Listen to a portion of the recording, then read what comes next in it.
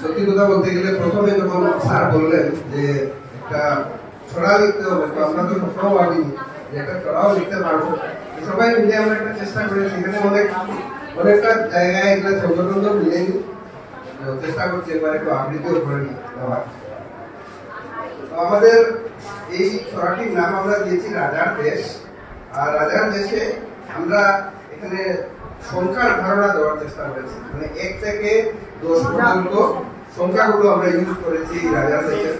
সংখ্যাগুলো আমরা নিউমারিক মানে ডিজিটেই বসিয়ে দিয়েছি কবিতাটা। রাজার দেশ এতে ছিল রাজার দেশ, দুই দিকে তার পাহাড়ে ঘেরা। এতে ছিল রাজার দেশ, দুই দিকে তার পাহাড়ে ঘেরা, আছে তাতে 3টি পুকুর, তাহার চার পাশে ঘেরা। রাজার ছিল 5টি হাতি, আর আস্তাবলের 6টি ঘোড়া।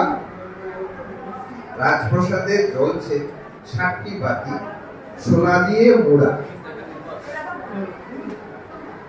রাজার যে ছিল 8 রানী, শুনতে লাগে কেমন জানি। 9 রাজপুত্রের সমারোহে 10 দিকে যশ পায়।